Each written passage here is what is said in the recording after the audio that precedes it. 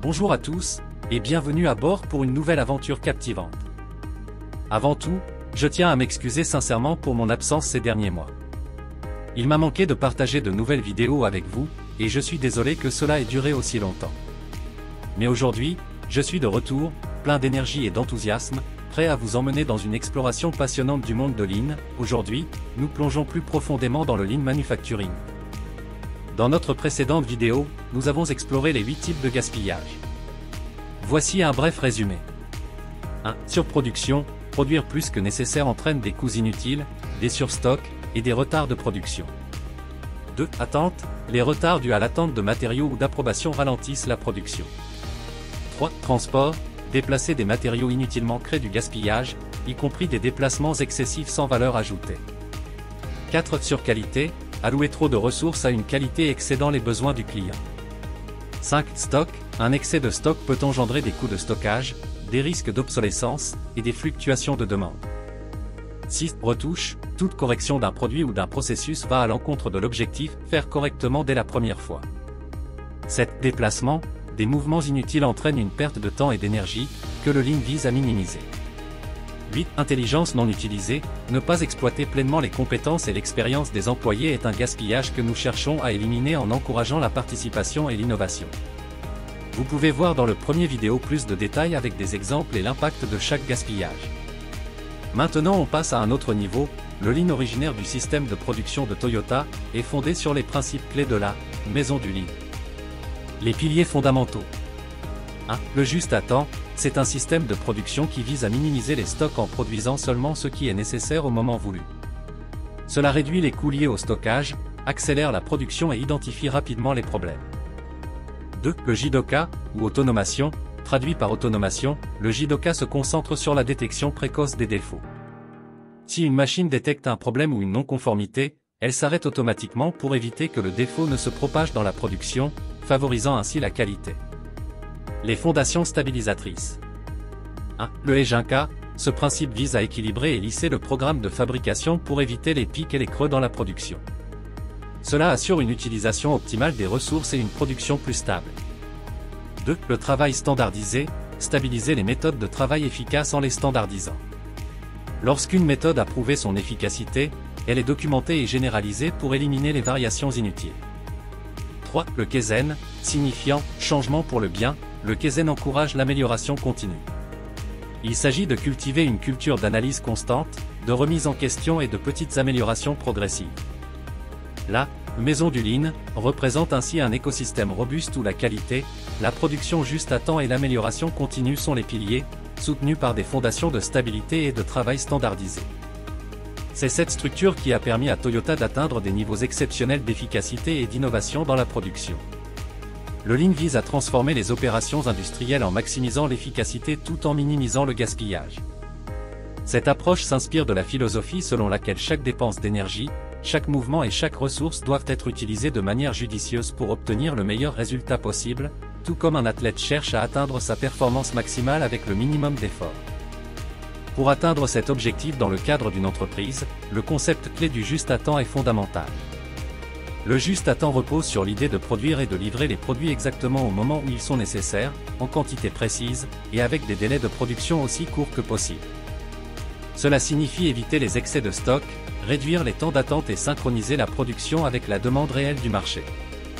En adoptant le juste axe en grave temps, les entreprises peuvent réduire les coûts liés au stockage excessif, minimiser les risques de surproduction et de perte de valeur, tout en améliorant la flexibilité pour répondre aux fluctuations de la demande. De plus, cette approche favorise une culture d'amélioration continue en encourageant la résolution proactive des problèmes et en valorisant l'efficacité à chaque étape du processus de production.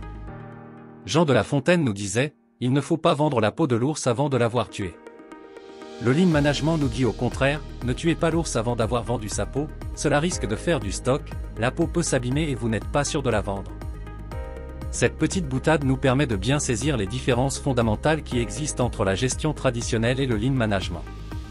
Cette conclusion apporte une touche d'humour tout en résumant le juste à temps. Maintenant, penchons-nous sur quelques-uns des outils essentiels de cette approche.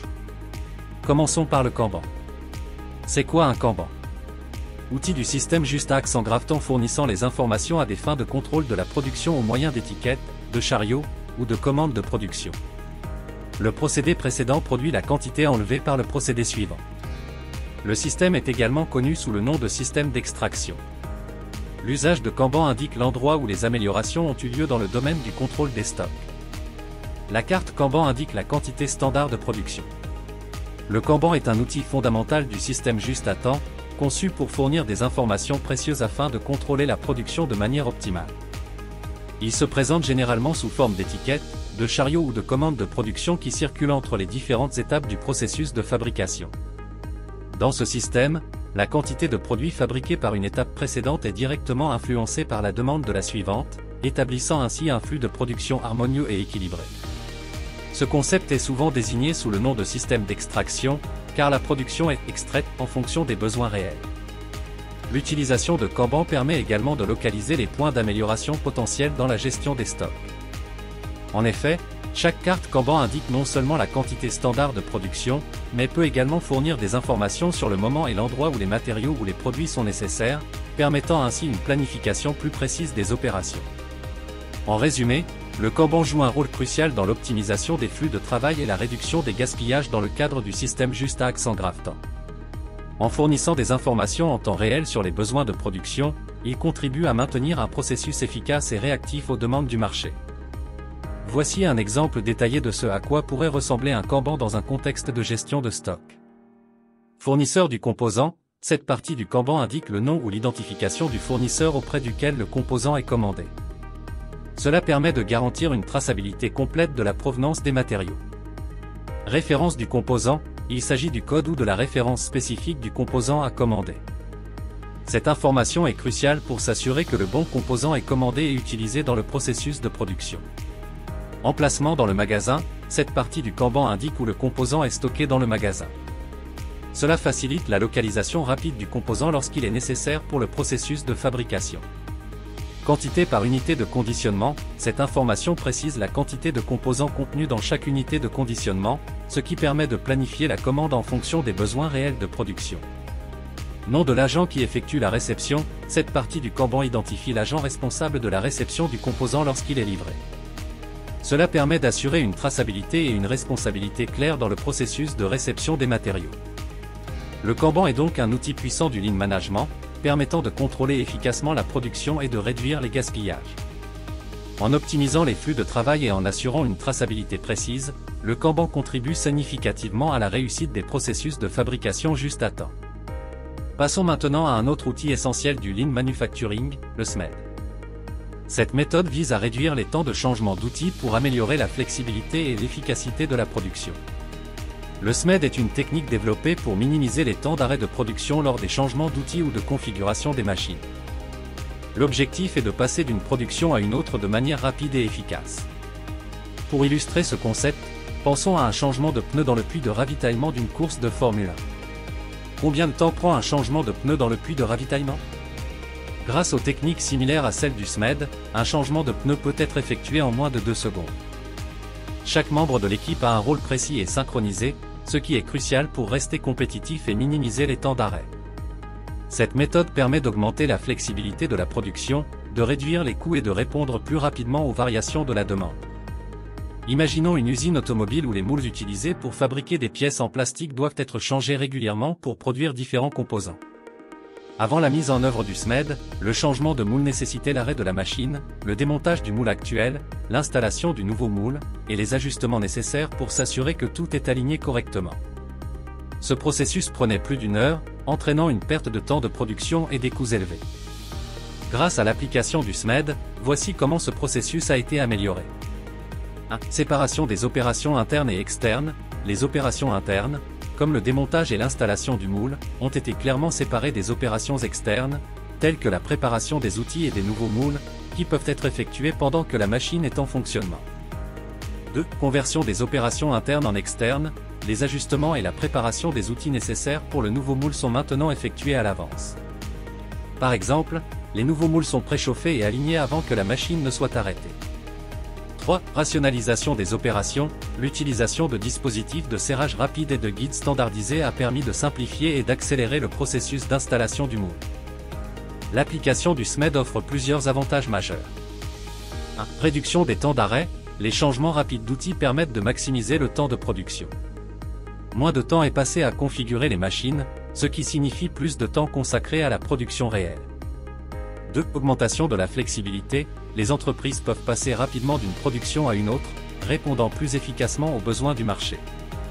Cela permet une production en petite série et une meilleure adaptation aux variations de la demande.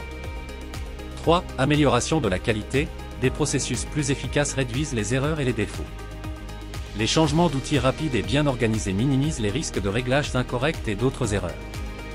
4. Réduction des coûts, moins de temps perdu signifie une utilisation plus efficace des ressources, ce qui diminue les coûts de production. Les économies réalisées grâce à la réduction des temps d'arrêt et à l'amélioration de la qualité peuvent être significatives.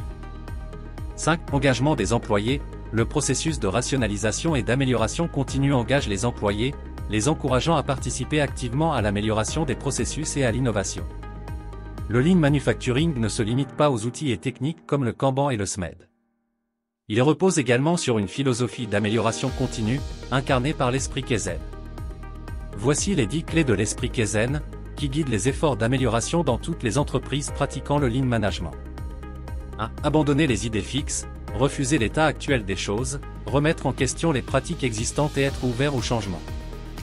2. Au lieu d'expliquer ce que l'on ne peut pas faire, réfléchir comment faire, adopter une attitude proactive pour trouver des solutions, plutôt que de se focaliser sur les obstacles.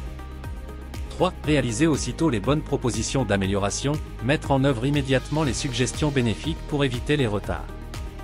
4. Ne pas chercher la perfection, gagner 60% de l'objectif dès maintenant, agir rapidement pour obtenir des améliorations significatives, même si elles ne sont pas parfaites. 5. Corriger immédiatement l'erreur sur place, traiter les problèmes dès qu'ils apparaissent pour éviter qu'ils ne se répètent. 6. Trouver les idées dans la difficulté, voir les défis comme des opportunités d'innovation et de progrès. 7. Chercher la cause réelle, respecter les 5 pourquoi, et chercher ensuite la solution, utiliser la méthode des 5 pourquoi pour identifier la cause profonde des problèmes avant de proposer des solutions. 8. Prendre en compte les idées de 10 personnes au lieu d'attendre l'idée géniale d'une seule, encourager la collaboration et la diversité des idées pour trouver les meilleures solutions. 9. Essayer et ensuite valider, mettre en pratique les idées pour tester leur efficacité, puis les ajuster en fonction des résultats. 10. L'amélioration est continue, adopter une mentalité de progrès constant, cherchant toujours à s'améliorer. L'esprit Kaizen nous rappelle que l'amélioration continue est un processus sans fin, basé sur l'innovation, la collaboration et l'engagement de tous les membres de l'organisation. En adoptant ces principes, les entreprises peuvent créer une culture de l'excellence et de la croissance durable. Nous avons parcouru plusieurs concepts clés du Lean Manufacturing, en commençant par le Kanban, un système efficace pour optimiser les flux de production juste à temps, et en approfondissant le SMED, une méthode puissante pour réduire les temps de changement d'outils et augmenter la flexibilité et l'efficacité de la production. Ces outils, lorsqu'ils sont bien appliqués, permettent de transformer les processus de fabrication, minimisant les gaspillages et maximisant la productivité. Dans notre prochaine vidéo, nous continuerons à explorer les outils essentiels du Lean Manufacturing, comme le Jidoka, VSM et bien d'autres encore. Ensemble, nous découvrirons comment ces techniques peuvent être intégrées pour créer une organisation plus efficace, plus agile et plus résiliente. Restez connectés pour notre prochain épisode, où nous approfondirons davantage cette philosophie de production et les outils qui la soutiennent.